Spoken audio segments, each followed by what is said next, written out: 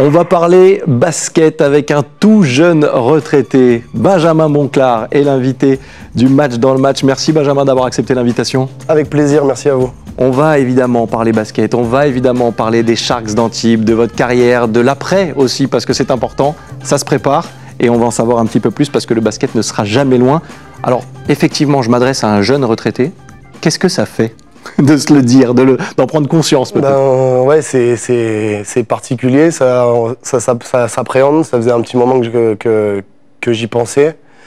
Et là, comment dire, là, moi j'enchaîne tout de suite depuis, mais j'ai enchaîné ma formation 3 jours après le dernier match, donc j'ai la tête dans le guidon, c'est exactement ce que je voulais pour justement pas trop y penser, et c'est très bien comme ça. Vous dites que vous y aviez pensé, vous l'avez préparé, ça fait un moment déjà que vous aviez la date butoir, vous vous êtes dit voilà, à ce moment-là j'arrêterai. Qu'est-ce qui a fait pencher la balance? C'est physiquement, mentalement? Non, c'est surtout mentalement. Voilà. Moi, quand j'ai signé mon contrat il y a 3 ans avec Antibes, dans ma tête, j'avais quand même l'idée que c'était sûrement le dernier. Et je dirais février-mars, je suis allé voir le manager général, Vincent Bérard, et le coach, je leur ai expliqué la situation. Et donc, on a eu plusieurs discussions autour de ça et ils étaient OK pour m'accompagner là-dedans, donc c'est génial. Bon, évidemment, il s'est passé plein de choses, il va encore s'en passer. Ce dernier match à domicile que vous jouez devant vos amis, votre famille, les coéquipiers, le staff, le club, et ce lien avec Antibes, on va y revenir forcément. Alors sportivement, il est sûrement frustrant, mais émotionnellement, j'imagine que c'est fort. À qui on pense et à quoi on pense pendant un match comme celui-ci? On ne le joue pas comme un match comme les autres. Non, ça a été compliqué, mais voilà, j'ai fait bloc un peu. J'ai essayé de justement me refermer tout ça. J'ai eu des émotions, forcément, surtout pendant le match. J'ai eu du mal à rentrer dedans, vraiment à jouer. Et à la fin, c'était vraiment... Ouais. Bah oui, on voit forcément la famille. C'était vraiment du bonheur. Il y avait mon frère qui était là, mon père, ma mère. Il y avait tout le monde, mes amis. Non, c'était génial. C'était génial. Content d'avoir gagné ce match parce qu'en plus, on gagne devant une salle pleine. C'était cool. Mais j'aurais aimé que ce soit pas le dernier parce que ça aurait pu ne pas être le dernier en se qualifiant pour les playoffs. C'est pour ça que je parlais de frustration parce que vous manquez avec les Sharks les playoffs pour rien du tout. Qu'est-ce que vous dites à ce moment-là? C'est dommage parce que l'aventure elle aurait pu se poursuivre et on aurait pu aller tenter quelque chose, même si la saison était compliquée, on va y revenir. Exactement, c'est voilà, une petite frustration de ce côté-là, mais ce qui est drôle, c'est que moi j'ai 2 lancers francs à, je crois, 10 secondes de la fin pour un peu sceller le sort du match. Et il y a mon frère qui est juste là, au bord du terrain, et on était un peu dépendant des résultats des autres équipes. Et je lui demande on en est où, et ils m'ont dit il m'a fait comme ça comme c'était fini. Pas de pression, c'est trop tard. J'ai shooté lancé franc, mais dans ma tête là, je me suis vraiment rendu compte que là c'était fini, et ça m'a fait un petit coup quand même. Bon, qu'est-ce qu'il a manqué cette saison aux Sharks? Je le disais, ça n'a pas été une saison de tout repos. Un début de saison correct, parce que c'était calamiteux au début. Hein. Je crois qu'on part quelque chose comme 2 victoires, 8 défaites, donc c'est là qu'on prend le retard, parce que depuis l'arrivée du nouvel entraîneur J.D. Jackson, je crois qu'on a fait les comptes, on est 3e du championnat. C'est énorme. Donc voilà, on est parti trop loin. Vous finissez, je crois, avec un 7 sur 9, ouais, 7 victoires sur 9 matchs. On a fait une Olympique de Lyonnais, en gros. En comparaison au foot, c'est un peu ça, ouais. Eux, ils n'ont pas les playoffs, mais ils ont accroché une Coupe d'Europe. Mais nous, on reste court.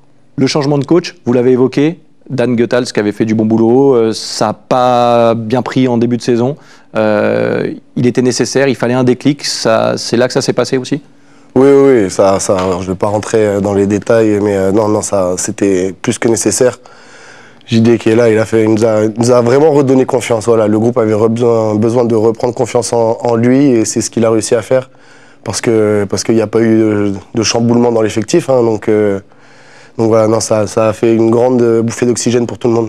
Votre expérience à ce moment-là, elle a été importante parce que vous êtes un joueur d'expérience. Quels ont été vos mots dans le vestiaire quand ça allait moins bien pour entourer parfois ce très jeune effectif? Parce qu'on le sait, à Antibes, on donne sa chance aux jeunes.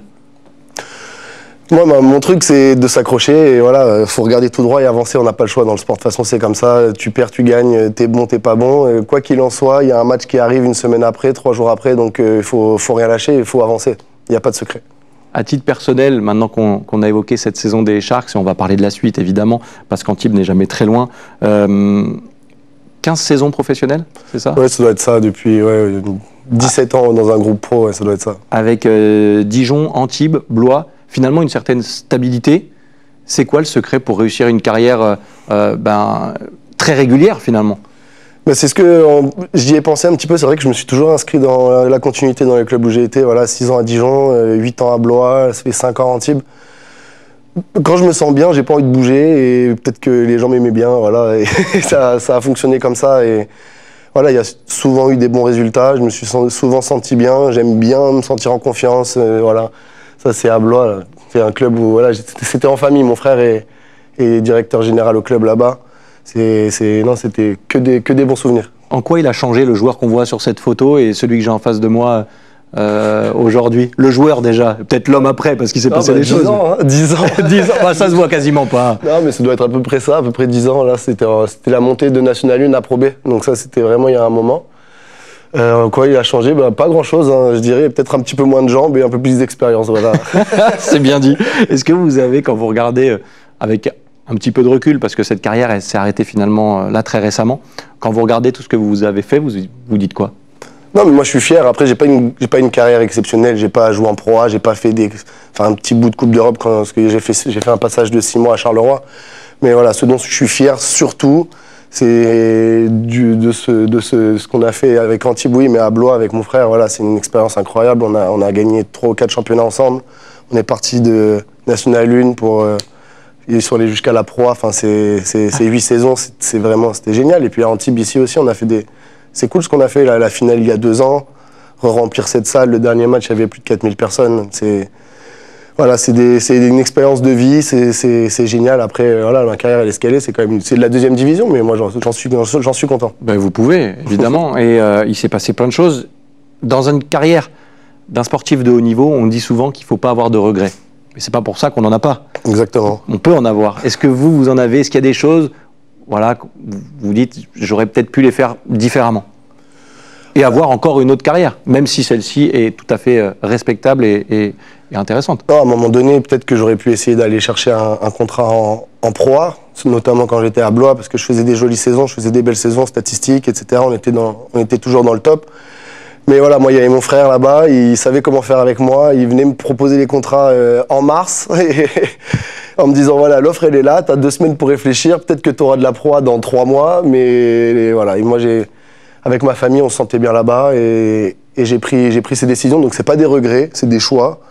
Mais voilà, peut-être à un moment donné, peut-être si j'avais pu accrocher cette Pro A, après même, on est monté avec Blois à un moment donné, on est fini champion, l'accession avait été refusée par la fédération, pour des raisons, on va pas rentrer là-dedans, mais... Donc voilà, c'est ce petit regret d'avoir... Ça reste un peu au travers de la gorge. Parce que j'y ai joué en Pro A avec Dijon au tout début, mais j'aurais aimé y retourner. Bon, la suite, elle a été belle. Vous avez beaucoup parlé depuis le début de cet entretien de votre frère. C'est une histoire familiale, forcément, on peut évoquer votre père aussi. Honnêtement, est-ce que ça aurait été possible de faire autre chose, d'évoluer dans un autre univers quand on s'appelle Monclar? Bah sûrement, sûrement, mais non, ça s'est passé comme ça et c'est quelque chose, ouais, en effet, c'est quelque chose à quoi j'ai jamais trop réfléchi. Ça a été, je sais pas, ça a jamais été facile, mais ça a été voilà une ligne droite. Il y a du travail, il y a eu beaucoup de travail, mais c'était toujours, ça a été comme ça dans ma tête et c'est justement plus compliqué parce que vous dites c'est pas toujours facile. C'est plus compliqué quand on porte un nom comme vous portez, parce qu'il y a forcément des attentes et des regards différents des gens qui vont attendre autre chose de vous? Ça ouvre des portes, forcément. Ça ouvre des portes parce que le nom, voilà, moi je suis rentré au centre de formation à Dijon, mon père était là-bas, donc... C'était plus mais simple. ensuite, lui, il était coach de l'équipe première. Et il m'a pas pris pour aller s'entraîner avec les pros, les jeunes, quand on est espoir, etc. Lui, il me prenait pas. Pour intégrer le groupe pro, moi j'ai dû attendre qu'il se fasse... Qu'il se fasse virer. Exactement. C'est énorme. Donc voilà, il s'est fait virer, hein, c'est le mot, il s'est fait virer de Dijon et moi j'ai dit qu'est-ce qui va se passer pour moi et là ils m'ont dit ah non Ben il reste, il vient avec les pros, il vient avec nous. Donc là à partir de là, ça a créé un peu cette légitimité et c'est parti. Et puis après il a arrêté de coacher, il est passé sur la NBA. Enfin, d'abord championnat de France, ensuite la NBA, donc il a pris un peu de recul et donc ça a facilité les choses. Son influence sur votre carrière? Il vous a conseillé, il vous a aiguillé, il a été... Sans être trop présent. Ouais. Toujours, voilà, quand il y a besoin, il est là. Il vient pas, quand il a quelque chose à dire, il le dit, mais il a toujours pris un peu ce recul. Ben, lui, il a vécu la même chose avec mon grand-père, son père, qui a une très grande carrière aussi, donc il a su toujours prendre ce recul. Mais après, non, au tout début, il m'a entraîné les étés. Il m'a 1 ou 2 étés où je me rappelle, j'en ai... Voilà, je vais pas dire, mais... On a compris, vous inquiétez pas. Ça a été dur, mais il a toujours été là, c'est le repère. on l'a dit, la présence, elle est là, l'influence aussi. Quels ont été ces mots lors de cette dernière soirée qu'on évoquait tout à l'heure avec les Sharks? Non, mais il était content, il était fier. Après, il n'y a pas eu des mots forcément parce que voilà, il y a un petit peu cette pudeur, mais je sais qu'il est fier de tout ça. Bon, la suite maintenant, forcément du basket pour vous, encore et toujours, puisque vous n'avez pas tardé, vous l'avez dit, fin de saison en tant que joueur, et l'aventure va se poursuivre avec Antibes. Expliquez-nous comment ça se passe. Bah, comme je l'ai dit, voilà, j'en ai discuté que je voulais m'arrêter au manager général et au coach, et on a trouvé ensemble cette solution. Ils m'ont proposé ça. Moi, j'avais déjà passé mes diplômes d'entraîneur en 2009 à Dijon, à l'époque, donc c'était quelque chose que j'avais dans un coin de ma tête. Et puis voilà, ils m'ont proposé d'intégrer le staff pro et d'apprendre ce nouveau métier avec eux. Donc, assistant coach? C'est ça. Ça veut dire quoi concrètement au quotidien? Quel va être votre rôle? Il y a déjà un assistant coach, donc on va être deux. Donc bah, moi je vais être là au quotidien à apprendre et à apprendre. Et ils m'ont donné la tâche, c'est surtout sur le travail individuel des jeunes joueurs notamment. Donc voilà, travailler le développement et... La formation? Ça aussi, ça compte forcément. Et vous êtes passé par là? J'en suis encore là, c'est pendant un an. Alors, formation d'entraîneur, mais la formation de joueur, je sais qu'Antibes place ses jeunes et les fait jouer en Pro B, ce qui n'est pas le cas de tous les clubs non plus. C'est difficile des fois. C'est très difficile. Votre rôle, il va être là aussi, d'accompagner cette formation et de faire travailler ces plus jeunes? Exactement, avec même Christian Corderas qui fait un travail fabuleux, et voilà, d'être avec eux, avec lui et de les accompagner. On parlait de votre régularité tout à l'heure, le message que vous passez à ces jeunes. Qu'est-ce qu'il faut faire pour être un bon joueur de basket? Il faut travailler, voilà, il n'y a pas de secret, il faut travailler, oui, le talent, oui, tout ça c'est très bien. Le travail, le sérieux, il n'y a pas de secret. Et à Antibes, vous avez tout pour, parce qu'il y a des conditions de travail qui sont exceptionnelles pour un club de Pro B. Oui, il y a une belle salle, il y a du budget, il y a un staff, il y a tout ce qu'il faut, un centre de formation qui est performant. Non, c'est un super club. Voilà, en Pro A, nous, il y a 16 clubs en Pro A à peine, 20 clubs en Pro B. Il y a 4 ou 5 clubs de Pro B qui auraient largement leur place en Betclic Elite, comme on appelle maintenant. Mais c'est comme ça. Voilà, il faut gagner sa place pour aller au plus haut niveau. Et Antibes fait partie de ces clubs-là, c'est des clubs de Pro A en Pro B. Ouais, c'est une belle image. Avec un public de Pro A aussi, parce que le stade, l'enceinte, est pleine. Ouais, bah là, et elle a su s'adapter aussi. Ouais, il y a des matchs où de temps en temps, c'est pas vide, mais voilà, c'est plus compliqué. Voilà, mais sur la fin de saison, là, les gens du marketing, etc., ils ont fait un travail fabuleux et la salle était pleine, c'est impressionnant à voir. Qu'est-ce qui manque à Antibes pour retrouver ces heures de gloire? Parce qu'on parlait de votre père tout à l'heure, il a été champion avec Antibes dans les années 90, 91 et 95. Oui, 95. Qu'est-ce qui manque à ce club pour vraiment revivre des années folles comme ça a été le cas dans les années 90 et même un peu plus tôt? Non, mais il y a eu peut-être une période où c'était un peu de stabilité. Voilà, c'est un peu frustrant parce qu'il y a 2 ans, on perd en finale contre Blois. Et on avait vraiment réussi à créer un groupe, une équipe. Et elle a été un petit peu disloquée l'été dernier. Donc c'est un peu ça qui est frustrant. Mais voilà, là, moi, j'ai confiance en l'avenir. L'avenir, ça veut dire que la remontée en Pro A, ça reste un objectif pour un club comme Antibes le plus rapidement possible? Bien sûr, c'est l'objectif. Mais comme j'ai dit, c'est l'objectif de 6 ou 7 équipes. Et l'année prochaine, ça va être la guerre, la Pro B. Ça va vraiment être la guerre. Ouais. Il y a 20 équipes, il n'y en a qu'une seule qui monte automatiquement. Après, c'est la bataille des playoffs avec une équipe de Pro A qui vient participer aux playoffs de Pro B. Donc ça va être très compliqué. Mais pourquoi pas? Bien sûr, on va suivre ça, évidemment. Et comme on est à Monaco, je ne peux pas ne pas vous faire réagir et vous faire parler du club voisin, l'AS Monaco Basket. Vous regardez, j'imagine, vous suivez les performances beaucoup? Oui, bien sûr. C'est la vraie locomotive du championnat de France? Oui, bien sûr, mais c'est des joueurs incroyables, hein, c'est fabuleux. Enfin, moi, je viens souvent les voir en Euroleague et quand je peux, de temps en temps en championnat. Mais oui, il y a beaucoup de moyens, mais moi ce que j'aime bien dans cette équipe-là, c'est la continuité. Ce que j'explique, c'est que c'est des joueurs qui sont là depuis des années. Mike James, il est là depuis 3 ans bien, si je crois qu'il va sûrement rester. Ouattara, Donta Hall, Moti Junas, c'est des joueurs qui sont là depuis longtemps. Le coach aussi. Et c'est pour ça, la réussite, il n'y a pas de secret. C'est difficile de faire du one-shot. Je parlais de la Betclic Elite. Au moment où on se parle, un partout entre l'AS Monaco Basket et Paris. Ouais, vous avez un favori, un pronostic? Moi, voilà, j'aimerais bien que ce soit Monaco, forcément. en étant à côté, en venant voir cette équipe souvent. Mais ça va être compliqué parce que Paris, j'ai l'impression que c'est leur année cette saison. Ils gagnent. Mais ils ont déjà éliminé Monaco en Leaders Cup d'ailleurs en demi-finale. C'est pour ça. Et puis l'Eurocup, hein, voilà. Mais surtout, c'est fabuleux à voir ce duel entre les extérieurs, enfin les guards, TJ Short, Nadir Rifi, Mike James, Elio Kobo, Jordan Lloyd. Enfin, c'est du spectacle. L'Euroleague, c'est la déception pour Monaco? On les imaginait prêts cette année pour aller la chercher? Ouais, la déception, c'est quand même un très grand mot parce qu'ils vont quand même en quart de finale et ils perdent au match 5. C'est quand même, voilà, c'est une pièce en l'air, ils ont un shoot pour gagner. Donc oui, on est déçus, mais c'est difficile à dire que c'est une déception quand même. Voilà. J'ai du mal à dire ce mot-là quand on va en quart de finale et qu'on perd en match 5 contre Fenerbahçe. Parce qu'on attend beaucoup d'un club, comme vous l'avez dit, avec des moyens, avec des ambitions, avec les joueurs que vous avez cités. On attend toujours qu'ils fassent un peu plus. Bien sûr, mais c'est le sport. Exactement. Voilà. Un jour, ça va tourner, hein, un jour. Et peut-être qu'un jour, Antibes sera là, en Pro A.